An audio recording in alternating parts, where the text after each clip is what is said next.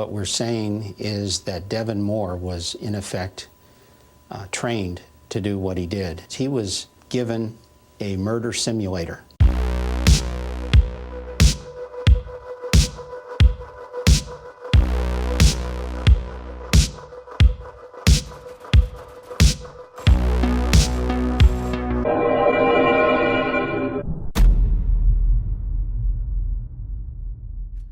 From the beginning, video games and violence have always gone hand in hand. From the benign stuff like being chased down by ghosts who want to eat us, that is, until we are able to turn the predator and prey dynamic on its head, one-on-one fights with fireball-throwing martial artists, or running a one-man mass extermination event on a fictional race of turtle-like people, we've been blowing up alien invaders, crushing the opposition, or even taking on our friends head-to-head in an intergalactic dogfight around the gravity well of a dead star for years. Violence has always been there. And in a lot of ways, it makes perfect sense. Even when it comes to schoolyard games and sports, a lot of our recreational activities simulate conflict and warfare. Hide and seek is all about hunter versus hunted. Sports like basketball and football have direct ties to ancient ceremonial games that often concluded in human sacrifice. And even when we just think that we're playing games or having some lighthearted competition, we are often simulating winner-takes-all bouts of violence, all the way down from the USC to kids' games like Cops and Robbers. And it has been no different with video games. But with video games, it somehow makes even more sense. Take our basic psychology and penchant for simulated barbarism, and then put it into an art form born out of computer science where basic math lends itself to the motif. Put a few sprites on the screen, and then give the player character an ability to subtract from that pool until they emerge the victor. It's an easily understood win condition. And especially when video games had severely limited resources, it was best to keep them simple. So we stomped turtles, killed criminals, and whatever the fuck this is.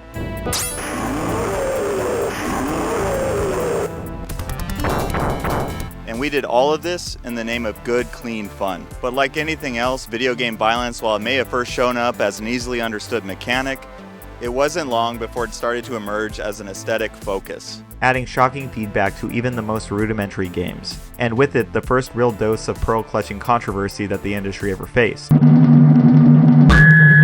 1976's Death Race was an incredibly rudimentary game. Basic art, no real music to speak of, Asteroid-esque controls, but it was the first time where mundane and realistic violence made its way into the arcades. You can control your car with the dull rumble of its engine being the only noise available in the soundscape, and then gun it towards these little people until...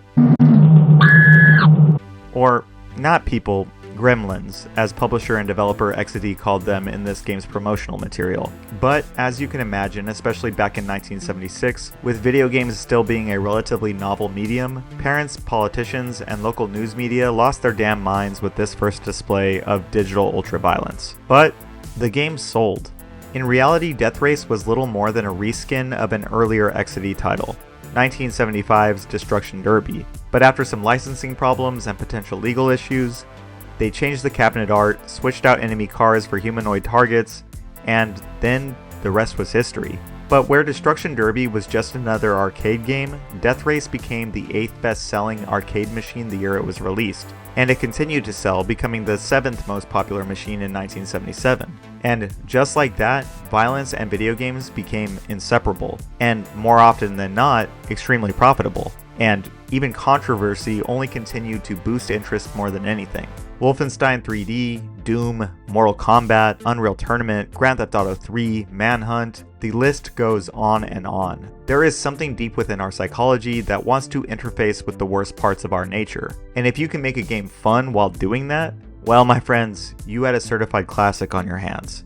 But if you've been following this channel, I'm sure that you know that I tend to be ever the pessimist when it comes to us humans and our nature. And I was given a slightly more charitable read on our connection to digital violence in a recent conversation that I had with longtime friend of the channel and consummate Werther's enjoyer, Hypertension Films, who not only has one of the best channels on this platform, but who also graciously contributed a few pieces of music to this particular video. Subscribe to Hypertension Films if you haven't, his channel really is one of the best, and help both me and this video out by hitting that like button if you are still vibing with this video. It helps with discoverability, and it lets YouTube know that you want other people to see it. Ooh. Oh yeah, time to get serious now. Yeah, let me put on my voice. Everyone thinks you're AI anyways, you know? I'm not? Oh shit. I mean, I'm not, right. Okay, cool. All right, so you've been a friend of the channel for a while, Hypertension Johnny. One thing I wanted to bring you on is just you always cover the grimy, the gritty, the violent, the Max Paynes, the Gears of Wars, Kane and Lynch's, and you seem to kind of have an understanding of like what do you think it is about violent video games that make them instantly compelling? Well, first of all, thank you for having me on. I appreciate that.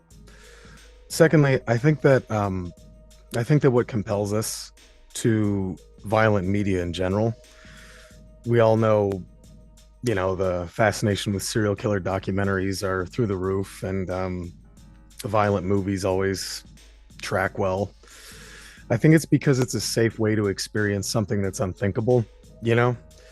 Like I couldn't imagine being Kane and Lynch. I couldn't imagine being Jacket. I couldn't imagine being James Earl Cash and Manhunt, but I've played those games a million times and many like them because it's almost like you get to touch that dark side of your psyche that we know we're all capable of, but without really going to Shanghai and getting in gunfights in greasy DVD stores. Johnny's line of logic there instantly struck a nerve with me. I love horror movies even though I wouldn't want to live through one. I play tons of violent video games without the desire to engage in any of those acts. And heavy metal aesthetics are always welcome in my household. But like Johnny said, there is something about the safe space approach of artistic violence that allows for the viewer or player to engage with these topics from a distance. And then there is the whole idea of player feedback. I think you're right that there is like a psychological thing, but do you think kinesthetics play into it? Because it's like a more ridiculous amount of feedback, right? It's one thing to jump on a turtle, but then, like Travis touchdown, when you hit him with that like swing across and everyone erupts into a geyser. Do you think that is in it as well? Absolutely. I think that little sensation that you're progressing and doing something extravagant keeps you coming back. I mean, every time I fight the Combine in Half-Life 2 and I get a headshot up close and they make that crackly radio noise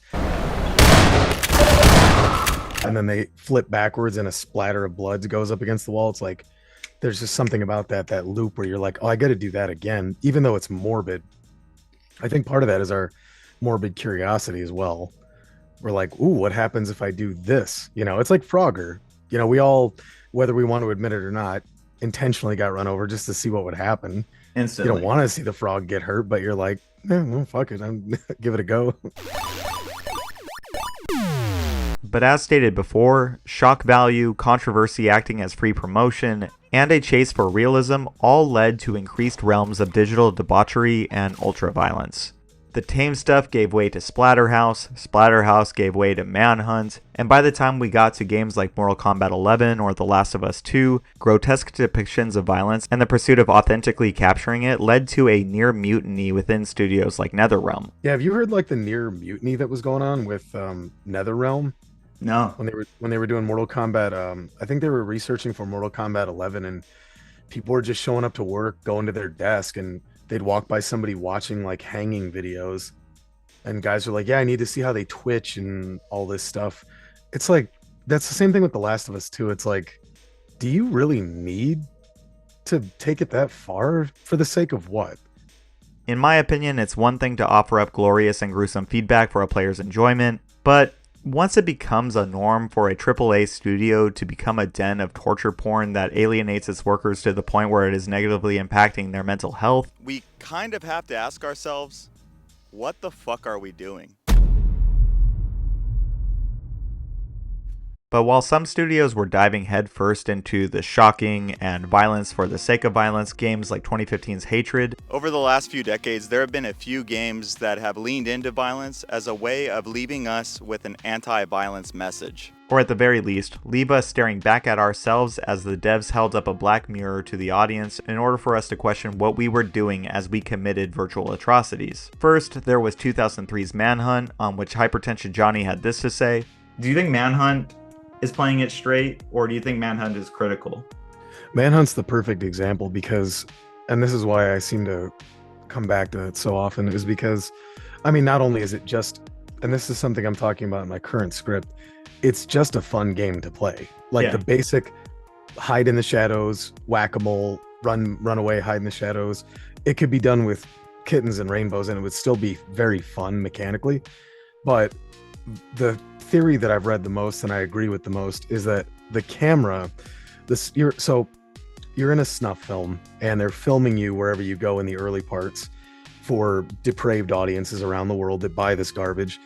And the theme itself, if you take it at face value, is really grim and it's grimy and it's appealing on this sort of grungy, creepy level. You know, I grew up on horror movies and black metal music and all this like dark stuff, but there's more of a meta commentary, of course. There's more of a meta commentary where it's you're the audience, you're watching this happen, and then at the end of the level, you're given a rating. This is how violent you were. Good job. You did it. You killed in the worst possible way. Congratulations.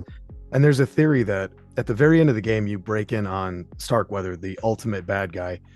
Spoilers, he dies. But you kick in the door and he's surrounded by his desk and his monitors, and he's in a really dark room. And a lot of people have speculated, and I agree completely, that it's sort of you are the audience member. You're the game player. You've been watching and orchestrating this horror from the comfort of your chair in this big, dark, almost entertainment room.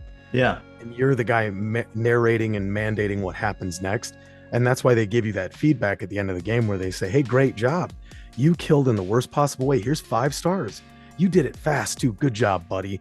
I sort of think that that's the game, Rockstar Games, saying, you know, and I mentioned this in my Manhunt review, are you proud of yourself? Are you really enjoying what you're seeing?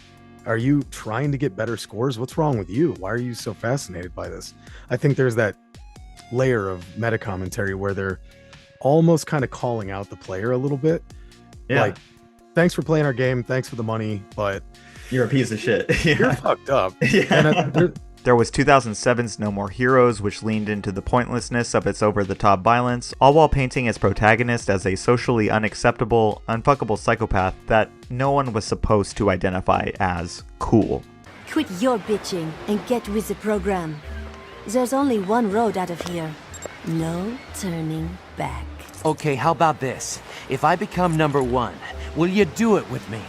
And then there are more contemporary examples, such as 2012's Spec Ops: The Line, which took the Heart of Darkness trappings first popularized in video game form by 2008's Far Cry 2 in order to make one of the most nakedly anti-war video games to date. But somewhere between that game and 2020's Last of Us 2, which went through as extreme of lengths as any video game ever had in order to showcase the cycle of violence and its consequences, There were a pair of games that utilized just about everything that we've been talking about up until this point. gritty violence for the sake of brutal aesthetic, splashes of viscera to reward the player with the most glorious instant feedback ever seen in a video game, and of course within its senseless violence, a deeper meaning that turned the game's cruelty back onto the player. 2 games that asked one simple question. Do you like hurting other people?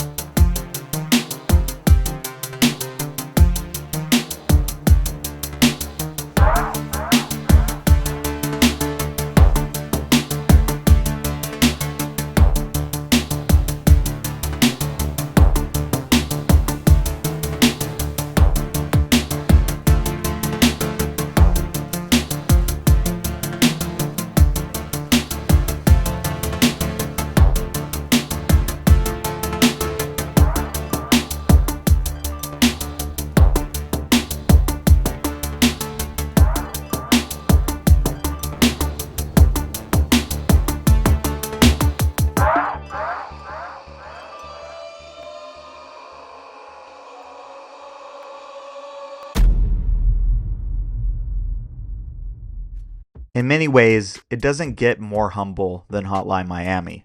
A pair of Swedish developers, both lead programmer Jonathan Soderstrom and artist and designer Dennis Whedon, met through Jonathan's brother, with Whedon looking to learn basic game maker skills in order to make an interactive music video project for his band, Fucking Werewolf Aso. Soderstrom taught Whedon the basics and got the project out. But the two had worked well together, and the dynamic that the two had established over this little project was so fun that the pair decided to work together on a proper game. The pair worked on some stuff that never saw the light of day, but eventually decided to explore some of Soderstrom's previous works and early drafts to see if there was any meat left on any of those bones. So the two looked over some of Soderstrom's prototypes and pitched ideas until they came upon one of Jonathan's older alphas, a quick snippet of an unrealized game that he had referred to as Super Carnage. And if you take one look at Super Carnage knowing what we know now, you can pretty much see all of the seeds of what would eventually become Hotline Miami. The top-down perspective, one-hit kills, improvised weapons, both melee and firearms alike, and the standard enemy types of no-named mercs and attack dogs. Obviously, Super Carnage is the earliest version of Hotline, so it is quite limited in scope,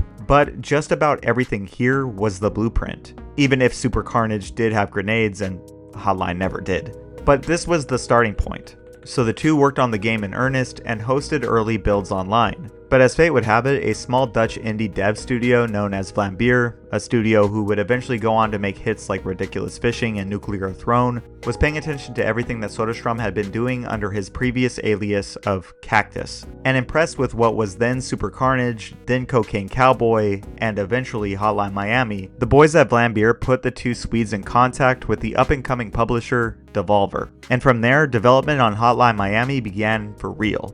And with the pressure of working with their first publisher, the two Swedes created the development studio Denaton, which in and of itself is a portmanteau of both devs' first names, with their logo also representing the pair as well. And just the way that the name and the logo blended the two creatives together, the original roles that the pair had thrown themselves into, with one being the artist and the other the programmer, even those lines blurred a bit, with the two becoming true collaborators on the entire project. They both wrote, programmed, created art until Hotline Miami was released on October 23rd of 2012. And fuck me, it was glorious.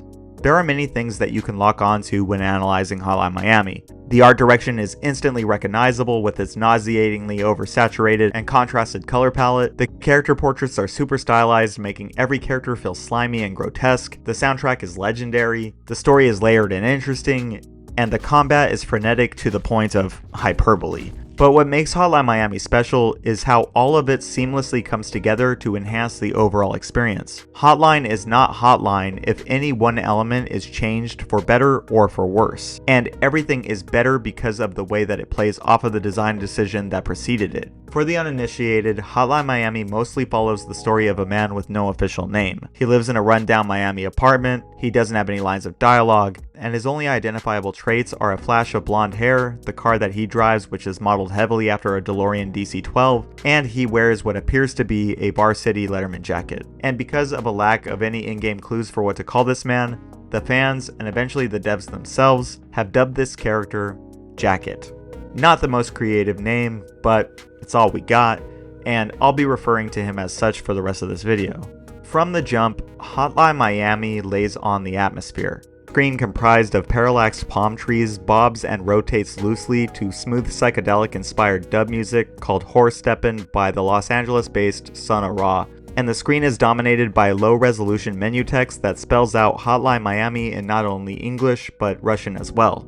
But keep this in mind, as this game features tons of licensed music, I will only be using it sparingly in this video as to avoid the dreaded copyright notification, but I will be referencing it, and I will link the soundtrack to this game in the description. This title screen just hangs there hypnotically, giving in retrospect what is a calm before the storm feeling, but pushing start launches you immediately into something far more dark and oppressive. The game's tutorial takes place in some sort of dark hell realm made up of blood-soaked hallways and grimy tiled floors. We get our first look at this game's handling of dialogue as an unnamed vagrant barks at us that it is time to learn how to kill people, as unarmed men are thrown your way as cannon fodder, all while a dissonant drone dominates the soundscape as you proceed to tear them apart. This scene is crazy. This strange man's language is terse and degrading, his character portrait grotesque, the violence is quick, and as a result, the accompanying squelching and hammering sound effects are nauseating. Real Manhunt vibes for sure, but then the game actually starts. Again, the abstraction is heavy. Jacket walks into a room in a place that seems transient and liminal, and he is met with 3 animal-masked individuals that chide him for not knowing who they are.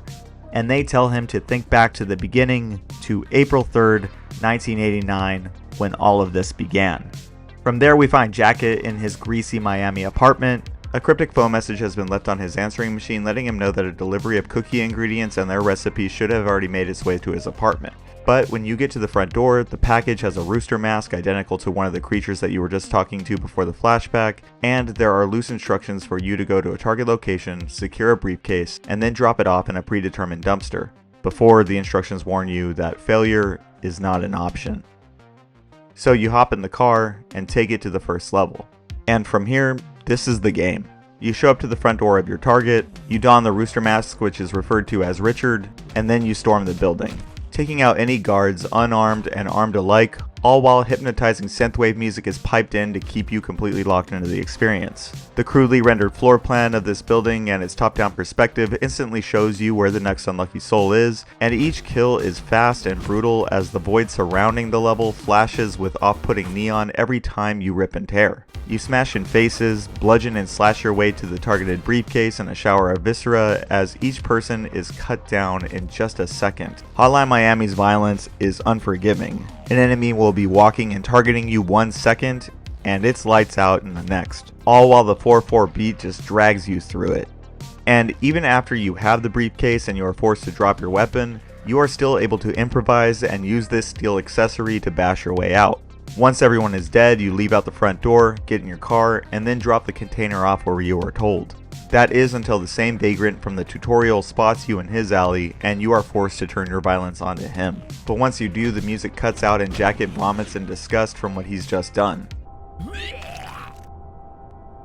But then this sour moment of reflection is instantly undermined as the results screen floods in. The palm tree motif is back, and it gives way to a beautiful image of a Miami sunset as you are rewarded and graded on everything that you've just done. And once the score is cemented, Jacket even earns himself a new animal mask in the process. The protagonist then stops by a convenience store where he meets up with a friendly face, someone who seems to be an acquaintance as they are aware of Jacket losing his girlfriend. And then this acquaintance lets you know that you can grab yourself a midnight snack and it's on the house. And then you hop in your car one final time and you close the loop. Back to the apartment, 5 days have passed, it's April 8th. A newsletter with a slight nationalist bent by the organization 50 Blessings is on the kitchen table, and there is a new voicemail for Jacket. An address, a call for a babysitter, and instructions to discipline these rascals with the warning that discretion is required. You find your way to a new front door, decide which mask you're gonna wear, and then the beat kicks in and the 2D fuck 'em up action begins anew. But this time, there are more people, and some of them have guns. But you cut your way through them and take their firearms, and the ultraviolence continues as each shotgun blast and rifle shot that you fire alerts more of your targets. They rush to your location, but this only creates neat little kill corridors for you. So you kill, and you kill, then the music cuts out again as soon as the level is cleared. And you are just left with a sickening drone as you have to walk your way back to Jacket's car through the carnage that you just had so much fun enacting. Back to the scoring, more masks, more weapons. You meet your friend again, this time at a pizza parlor. Again, it's on the house, subtly cluing the player into the fact that this might be your contact, that this person might be rewarding you for your barbarism. Back to the house, another phone call. It's April 16th now. Newspaper clippings are on your living room table letting you know Jacket has been following media coverage of his acts. This phone call tells you that you have to go to a clinic this time. You put on your mask, the beat drops. Again, it's time to fuck him up. But it is really here where Hotline Miami becomes Hotline Miami. There are far more enemies this time. Any sense of tutorial is over, and all of these enemies are armed to the teeth. Gunshots of course alert enemies, but the floor plan in this building is open this time. You fire off a shot, and then they can rush you from multiple angles, making this encounter far more of a battle of trial and error. In Hotline Miami, everyone dies in one hit, yourself included. If you mistime a swing of your lead pipe, if your shots don't land, you will be the one who is brutally murdered in an explosion of red pixels. And when you do die, there is a one-button prompt to get you back into the action instantly. You die, you respawn, the floor you are on is reset, but it is here where you are forced to reckon with this game's skewed difficulty. There are far more of them than there are of you, and you go down like a sack of potatoes if they get to you. You have to figure out your approach, you have to utilize everything at your disposal, and even when you think you have a plan, you have to be ready for it to go wrong. From the way that you enter a room, because doors can be used to knock people over if they are standing too close to them, down to the masks that you want to wear for each mission, as each of them has a perk in order to cater to your playstyle. Tony the Tiger can one-shot enemies with his fists, or maybe you want to start the level already armed, or maybe you just want to see some extra gore. You kick doors down, you run and gun, you ditch weapons for better ones by throwing whatever you were just using on the floor or right at your enemies in order to knock them over temporarily, and then when you mess up, you die over and over again while you figure out what works. The line between success and instant failure is razor sharp, and all the while you are cognizant of your end of level ranking and the combo count that you are racking up. Hotline Miami wants you to be aggressive. Kill them fast, do not hesitate. But if you are not perfect, you will pay for your lack of skill. In a lot of ways, as insane as this might sound, when I am locked into a level of Hotline Miami, the game that it is always reminding me of is Tony Hawk's Pro Skater. You know what you have to do, the controls are intuitive and the mechanics spelled out for you, but if you want that perfect run, there are so many things working against you. Time your tricks right, get your fingers used to dialing in those special moves, and always be perfect with your rail and manual balance, because the second that you get caught slipping, that huge combo that you were just working on, and Hotline Miami feels exactly like that experience, down to the music being integral to what is happening. Whether we are talking about tracks by Moon, Scattle, or Perturbator, each level is defined by whichever song is thumping in the background. Simple drum loops and bass lines punched up by bright synth leads keep that loop tight and the time between death and respawn negligible, as tracks never miss a beat, even when you're on the floor. And even in the later and more frustrating levels, I never spent more than a split second before spamming that retry key, because the highs of how the action and how perfect the art, the soundtrack, and the crunchy sound effects and the pounding rhythms all work together always outweighed the temporary frustration of being clipped by a one-shot stray bullet or an off-screen shotgun blast. You get hypnotized by the action and the aesthetics here, by the pursuit of a high score and by the tight mechanics. The enemy count and the instantaneous death can feel a little brutal at first, but the game always feels fair and each death usually feels like it was your fault. But this is a game that you just get lost in, until the final kill of each level brings you back to that familiar magic trick, and you are forced to reconsider what was just moments ago raucous entertainment as something far more unsettling and gross. This is Hotline Miami, and this is its complete loop. Punctuated only by in-between level sequences which are either phone calls or late-night pickups with your bearded homie, or one singular moment of heroism and a show of humanity from Jacket when he decides to save a woman who has been assaulted, drugged, and kept at one of his targeted addresses. But then there are sequences which are far more sinister when you are forced back into meeting up with your masked critics. In a lot of ways, these sequences are always there to undermine the fun of the core loop. They are here to remind you that while you might be playing a game, what this game is actually asking you to do and what you're having fun doing is abhorrent. And these sequences ask the player to investigate their own feelings on the matter and drop breadcrumbs about this game's larger mysteries. Everything I've outlined here is how the game functions. Levels where the main goal is violence, levels where you go back to your apartment, and so on, and then these nightmarish sequences where Jacket is being treated as if he is on trial. And even the far more banal after-mission sequences with his bearded friend become more and more strange, with some imagery bordering on psychosis and hallucination.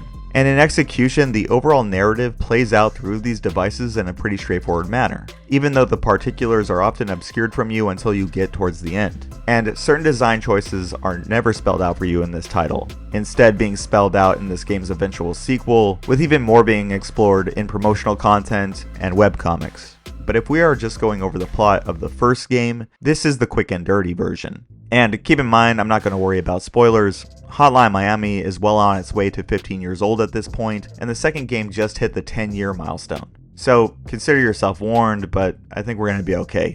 Every level, the missions where you go and lay waste to the locations left on your answering machine, those are presented as the events that Jacket did leading up to this game's final act. But he was coerced to do these things. He was being threatened and being told basically, go here, kill these people, or else. Jacket followed these orders as we saw, with there being a pretty obvious undertone that all the while we were actually fighting Russian crime syndicates who had made their way to Miami in this game's setting. But Jacket was not the only one doing all of this, with more than a few in-mission references pointing to the fact that Jacket was hardly the only person going after Russian strongholds in animal masks. He killed people, he saved a girl, an unnamed woman who we can see eventually took a liking to Jacket through the pre-mission sequences set in his apartment, where it is implied that she began cleaning up the space for him, before eventually pushing the two beds in Jacket's bedroom together. Jacket's exploits become bigger and more brazen as time goes on, to the point where shady people dressed as cleaners began scouting out his apartment. A few boss fights ensued, including a fairly difficult, at least until you learn the pattern, one with a biker, and more on him later. And then one day, Jacket makes his way back to the apartment to find his girlfriend face down in the bathroom, clearly having been shot, and then comes across a man sitting in his living room wearing a rat mask before the following happens. And it is at this point where the more surrealist moments of Hotline Miami come into focus. We have been playing this game through the lens of an unreliable narrator, and all of this has been taking place in the garbled up memories of our protagonist as he has been holding on to his life in a coma, dealing with the aftermath of everything that he's done and everything that led up into this exact moment. Once he wakes up, however, it's a pretty straight shot towards this game's conclusion. That is, once we complete this game's horrible, one-time attempt at stealth gameplay, but that is besides the point. Jacket storms a police station, locates the man in the rat mask who has been in their custody, and then you have a choice of how much violence you want to lay on this man. He follows the rat's lead to figure out the power structure of the Russian mob, and then starts killing his way to the top. And once he's done that, there is really no more for him to do than have a smoke and wait for the cops to show up, as he accepts that his involvement in all of this is over, throwing a single Polaroid photo off the balcony like Maverick throwing Goose's dog tags into the ocean at the end of Top Gun. And that is it for Hotline Miami's story. The credits roll, and then...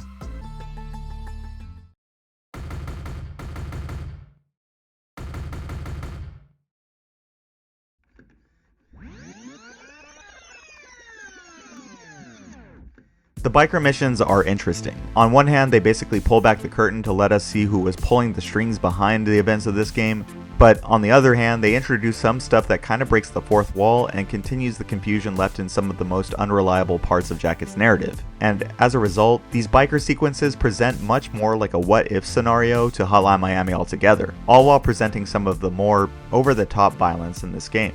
Biker scenario has the character doing his best to track down where the phone calls have been coming from, and in this short campaign, you slice and dice with a giant meat cleaver and can close the distance with some throwing knives, but you have to be careful of how you use them because they are in finite supply. So you make your way through mob dens similar to Jacket, dismembering people with each swing of your weapon until you see an alternate telling of the Jacket and biker fight. And then with his successful hack of the phone company, he tracks down the two men who have been behind everything. You can talk to them and try to figure out why they are doing what they've been doing, but their motivations offer very little to get excited about, with the pair viewing everything they've done as a game and stating that they started all of this chaos out of boredom. And it should be stated that this pair of dudes, they are clearly modeled after both of the devs. So there is that interesting little wrinkle of them being the ones who crafted this scenario as they crafted the game, but they are happy to point out that when it came to the actual killing, it was all Jacket, it was all biker, and by extension,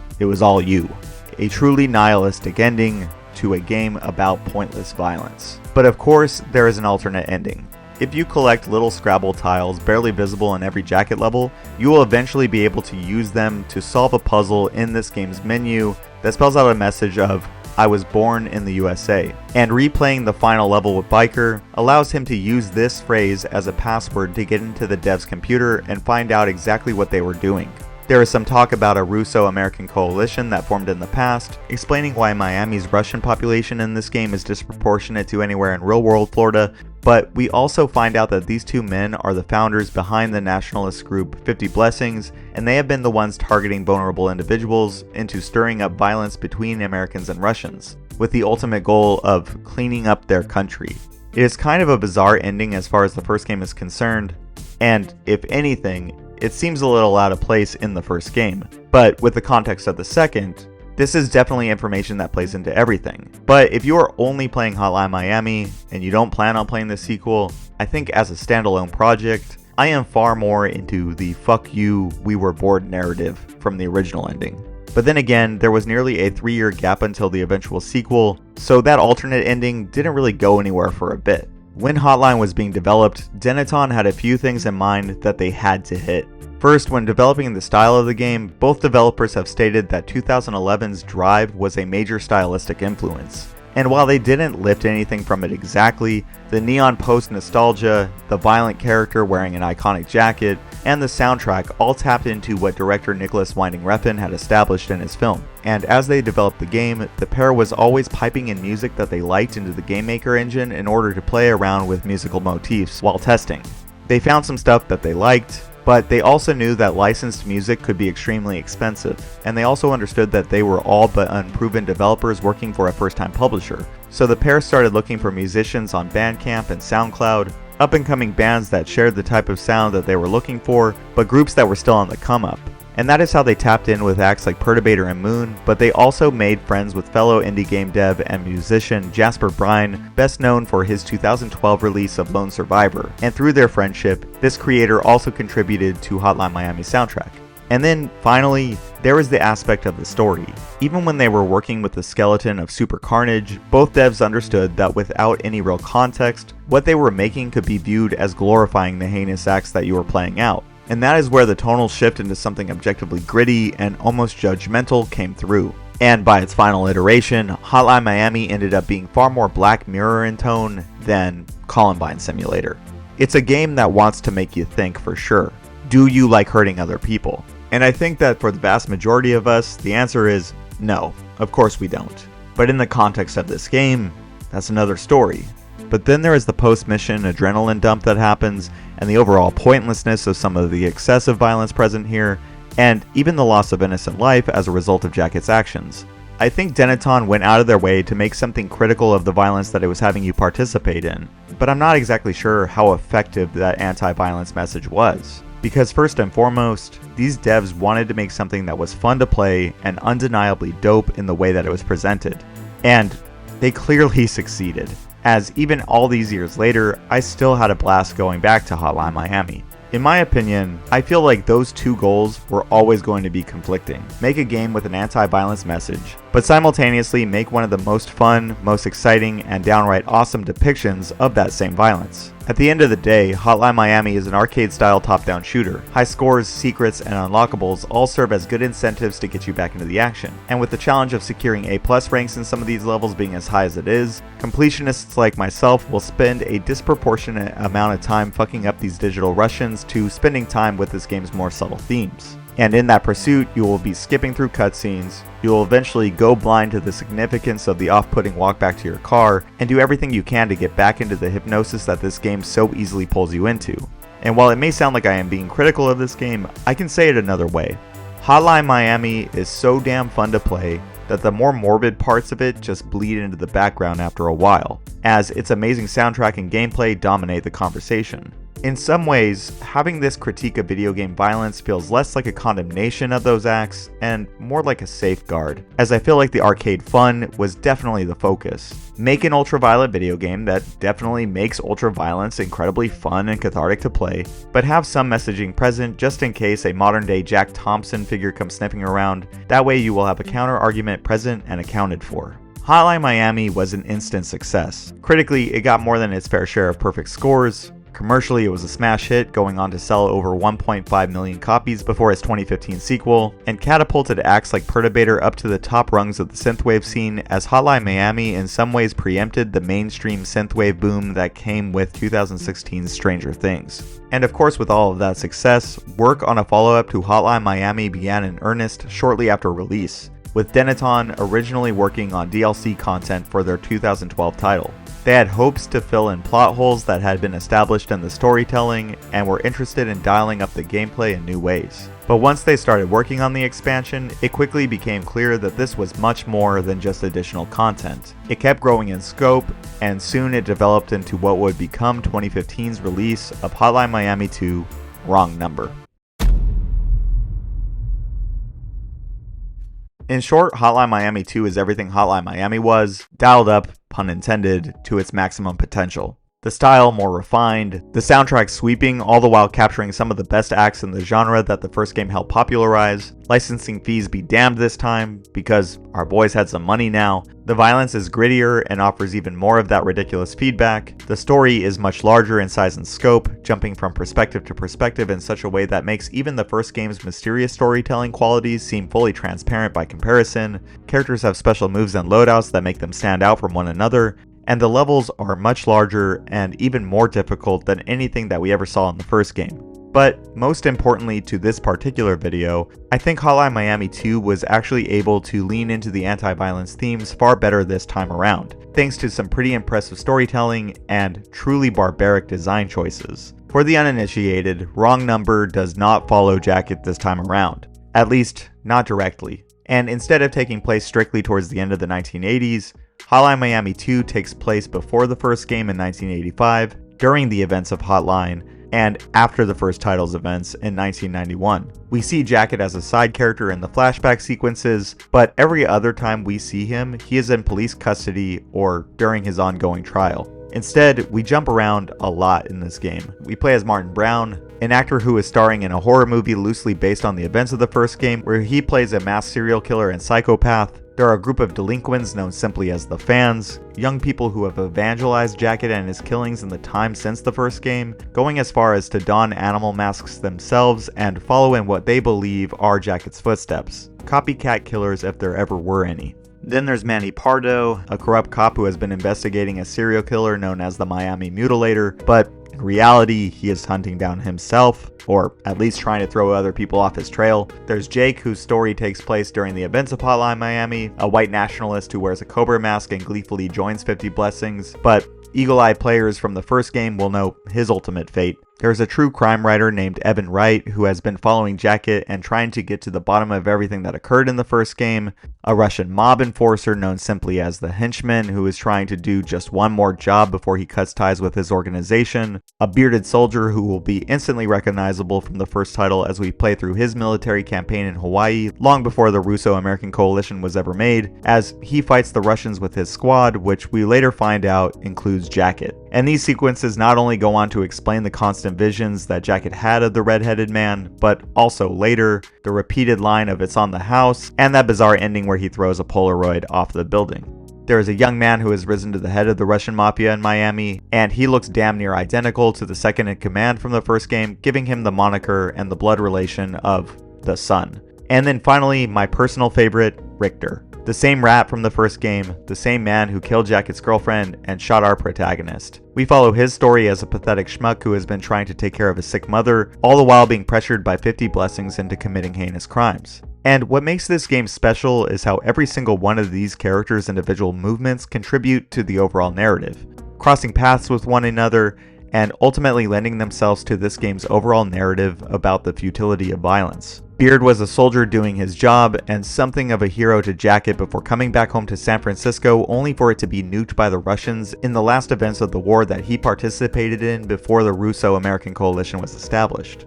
The henchman, after the success of his final job, partakes in some of the boss's product to celebrate, only to have the Fans discover him in his helpless state during one of their copycat crimes. And this sequence makes you play it from the Fans' perspective, even though you've just been playing as the henchman. And even someone benign like our actor friend is sadly killed on the set when a live round makes its way into a prop gun, in an all too familiar tragedy that mirrors what happened to Brandon Lee on the set of The Crow, or more recently when Alec Baldwin accidentally killed Helena Hutchins on the movie set for Rust. In fact, skipping to the ending of Wrong Number, all of the violence in Hotline 1 and 2 contributes to ongoing tensions between America and Russia as 50 Blessings continues their plan as outlined in the optional biker ending. And by the end of Wrong Number, the leaders of both America and Russia are killed, and all-out nuclear war is initiated. And we get to experience it in one of the best ending sequences of any game ever made, as we see it from the perspective of all of the remaining characters. Hotline Miami flirted with anti-violence messaging, and Wrong Number made that messaging its focus. In fact, I would argue that outside of something like Spec Ops: The Line or The Last of Us 2, I think Wrong Number is easily one of the most critical games to ever come out. And I'm all for it. Even before replaying these games for this video, over 10 years removed from my last playthrough, when I was thinking back on these two games, I remember the thoughts that flooded my mind. When I was thinking about the first game, everything that flooded into my mind was the strobing violence and grotesque imagery coupled with mesmerizing Twitch-based gameplay. But when I thought back on the second game, it was only that nuclear sunset. That slow realization that all of this, none of this, mattered. And all of the characters, and you the player, had contributed to this horrible ending. But it's not all doom and gloom though. Hotline Miami 2 is just as much fun to play as the original outing. It's just that it's different here. Tons of different characters lend themselves to different playstyles, but where Jacket had a suitcase full of animal masks to make gameplay marginally different every time, the characters here that do have loadouts are fairly limited. If you are playing as the fans, you are really just switching between point characters. There is some exciting stuff here, like Mark the Bear's akimbo submachine guns, or twins like Ash and Alex who dress like swans have this weird ice climbers dynamic where you control both at the same time, with one wielding a chainsaw as the other shoots from behind. And then there is Evan Wright, who is something of a pacifist, a writer that doesn't want to kill anyone, and instead of being able to use guns against enemies, unloads them and takes them apart as an interesting combo extender. But each character in Wrong Number spends significantly less time on screen than either character in the first game, with only a few missions for each character being available to the player. And on one hand, that makes the campaign extremely varied, as each chapter has something new and exciting to offer, but it really does scale back the experimentation available to you in 2012's outing. And then there are the levels themselves. In the first game, there was a pretty gradual learning curve. Small levels with small amounts of goons to really lure you into the experience before gradually making the game harder. But on a difficulty scale, if Hotline Miami starts at a 2 and eventually works its way up to a 10, Wrong Number by comparison gets to a 6 right away and pushes far past anything the first game did. Bigger levels lend to far more kills from off screen. Some missions like Richter's are stacked against you so lopsidedly that it is very clearly being done far more for the narrative intent of making you feel like you are in over your head than creating just a fun new level. Even though I will admit the scrappy nature and the ferocity of those levels played against the fact that Richter is the game's one true underdog, as even sad little touches like having Richter being the only character to have to take public transportation to each of his targets is only there to reinforce this feeling. I said this before, but Richter is the best, and he's just trying to take care of his mom. But yeah, there are scenarios in Hotline Miami 2 that feel downright unfair when compared to the difficulty of the first game. And you can either get upset at something like that, or you can roll with the punches and figure things out. But between the cheaper deaths and the scale of the maps and the limited experimentation, at least in my mind, Hotline Miami 2 is less of a follow-up to the first game's Twitch-based gameplay and more of an action puzzle experience. Far less about running and gunning, and far more about learning the map and figuring out the best order of operations to get you through the experience. And back in the day, I took this to its extreme and played this entire game on hard mode and did all of the A+ stuff in order to secure the platinum. But this time, probably because I knew how the story played out, I viewed this title as far less of a score chase experience and far more as a hyper-effective storytelling vehicle. People will definitely disagree with me, but that is how the second game makes me feel when I play it today. When it comes to all the important stuff, everything that made the first game a hit is here in some form. The action feels tighter this time around thanks to some optimization around enemy pathfinding, hit detection, and a far more forgiving combo window, but this game does have some of the caveats that I've already mentioned. If the first game was a thought-provoking mystery as framed by an unreliable narrator, Hotline Miami 2 leans into the chronological fuckery best exemplified by something like Pulp Fiction, as it all can only come together by experiencing the whole thing and paying attention, but once it all clicks into place, it's too late. The visuals are the same, with a few tweaks here and there to show that you are playing a game by a slightly more polished team here for their second at-bat. And the soundtrack is not only incredible this time around, but it's also expansive, with acts like Carpenter Brute, Magic Sword, Perturbator, and Mega Drive being some of the most exciting musicians to come from the synthwave scene arguably ever, but certainly for the time that this game was released. There is certainly no such thing as hyperbole when talking about this soundtrack. But as you can imagine, with this game's change in focus, with its increased difficulty, and with its departure from the twitchy playground dynamic of the first, this game was received with its fair share of criticism. At best, it was considered more of the same with a better story, but even one quick look at review scores could show at large, people just didn't jive with this game nearly as much as the first. Some were confused by the story, some didn't like the new cast, some mulled it over difficulty, some people just wanted more Jacket and more of what the first game was doing. And some even lost their minds at what is presented as a sexual assault scene in the opening moments of this game. And I've heard multiple reads on this sequence, varying from cheap shock value to just Rockstar Games-esque button pushing. And of course, while it led to the game being denied certification by the Australian Classification Board, effectively banning it in the country, the intent of this sequence is pretty clear. First, it's entirely optional. The game gives you a trigger warning and lets you skip it if there is no room for that type of thing in your life. But second, even in the universe of Wrong Number, this assault is purely fictional. It takes place during the Midnight Animal movie adaptation of the first game, and this movie is way over the top in its depictions of Jacket's exploits. Instead of being a normal dude who is capable of way too much brutality, here the Butcher is a hulking bloodthirsty maniac who only hears the phone calls in his warped mind, and no one can stop him on his rampage. And where Jacket freed the girl in the events of Hotline Miami and eventually started a relationship with her, here the Butcher is shown to be sex-crazed and sadistic.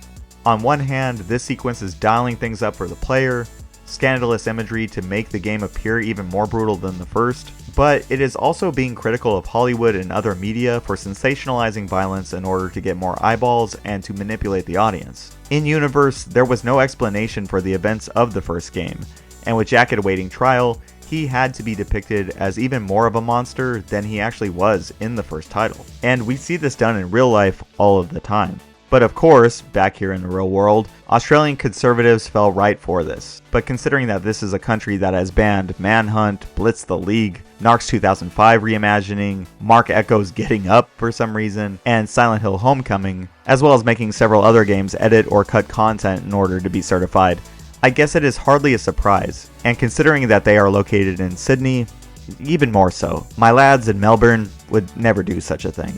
That being said, for those looking to be angry and write Hotline Miami off for good, there were a few things that detractors could glom onto. Obviously, most agree that it was a good game and a good follow-up, but it does seem that the vast majority agreed that the first game was still the one to beat. For me though, I can't disagree more. It's not that I would just take Hotline Miami 2 over 1 and call it, as I do feel that both of these games are far too interconnected to do something that stupid, but when played as a duology, these games are terrific companion pieces to one another. Little sequences from the first game hit so much harder because of what was fleshed out in the sequel. And while the first game might have the tighter loop and be more instantly accessible due to its arcadey nature and trappings, and even its often complaint about difficulty, I really feel like Wrong Number is more enjoyable when it is played directly after the first. 1 is a warm-up for the brutality of 2, and even someone like me who is hardly a god gamer, I was able to do everything in this game, and all it took was a bit of persistence and patience. Whenever I look at this series, 2 was the one that elevated this from a dope franchise that I liked a lot to an all-timer as far as I'm concerned. People will disagree and that's fine, but I know where my bread is buttered. But while most would view this as either a solid follow-up or a slight misstep depending on who you ask, with the internet being what the internet is, some people hated this game. And now it's just like, this is a horrible game, I hope you all die, you suck, and a bunch of like swear words and worse things than that. And sadly, considering how angry some of the posts were and how careful Dennis was with his language, I think we might be talking about threats here. Oh yeah, I can only imagine being on the other end of those emails. Yeah. I've played and watched some things where I didn't like it, but I've never once felt compelled to send anybody. I don't even send people. I would never even send a company an email going, "Hey, I didn't like that." Much less like I'm gonna kill you. Like I can't even imagine. I think I would only send an email like that if Costco changed the hot dog price from $1.50. I think we're talking violence. In some ways, it is not lost on me that some of these vocal fans turned out to be just as unhinged as the fans from Wrong Number. People that were reveling in what the first game was, all while being representative of the worst parts of this game's universe. And if anything, I think it explains why it has been over 10 years since we have last heard from Denaton. They have stayed mostly quiet, as they've wanted to stay away from the fans and the internet at large. But, at least as of the no-clip interview, which was made over 3 years ago at this time, apparently the boys are working on something. I know I will be there for whenever that happens. But until then, I can really just look back at these two games and confidently say that there was never, And even though a few have tried to recapture the magic, there has never been anything quite like these two games. In my opinion, Dennaton represents everything that an indie studio should try to be.